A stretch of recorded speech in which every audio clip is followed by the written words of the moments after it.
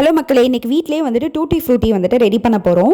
அதுக்கு நான் ஒரு பப்பாளி காய் வந்து எடுத்திருந்தேன். ஆனால் அந்த காயே வந்துட்டு எனக்கு ஆரஞ்சு கலரில் வந்துட்டு இருந்தது. என்னடா இது நமக்கு வந்து சோதனை நினச்சிட்டு கட் பண்ண ஆரம்பிச்சிட்டேன். பப்பாளி காயை தோல் நீக்கிட்டு இந்த மாதிரி குட்டி குட்டியாக கட் பண்ணி நல்லா தண்ணி ஊற்றி அதை வேக வைங்க. இன்னொரு பக்கம் நம்ம சுகர் சிரப் வந்துட்டு ரெடி பண்ண போகிறோம். ஒரு கப் சுகர், அதில் அரை டம்ளர் வந்து தண்ணி ஊற்றி அதை நல்லா கொதிக்க விட போகிறோம். ஸோ சுகர் சிரப் வந்து இங்கே ரெடி ஆகிட்டு இருக்கு.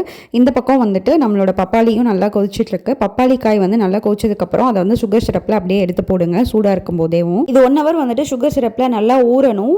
ஊறினதுக்கப்புறமா வந்துட்டு இதை தனித்தனியாக பிரித்து நம்ம கலர் சேர்க்க போகிறோம். இதை வந்துட்டு முதல்ல தனித்தனியாக நம்ம பிரிச்சுக்கலாம். ஏற்கனவே பப்பாளி காயே எனக்கு ஆரஞ்சு கலராக தான் இருக்குது. ஆனால் இது காய் தான் நம்புங்க நல்லா நரிச்சுன்னு வந்துட்டு இருந்தது. ஸோ அதில் 3 கலர் சேர்த்துருக்கேன். Green colour, orange colour, yellow colour. உங்களுக்கு கலர் எப்படி தெரியுதுன்னு தெரில, ஆனால் நான் க்ரீன், ஆரஞ்சு, எல்லோ வந்து சேர்த்துருக்கேன். ஒரு பிஞ்ச் மட்டும் கலர் சேர்த்தா போதும். சேர்த்துட்டு ஒரு டிஷ்யூ பேப்பர் வச்சு நல்லா தொடச்சி எடுத்துருங்க. தண்ணி இல்லாமல் வந்துட்டு தொடச்சி எடுத்துக்கோங்க. தொடச்சி எடுத்தால் ரொம்ப டேஸ்டியான டூட்டி ஃப்ரூட்டி ரெடி.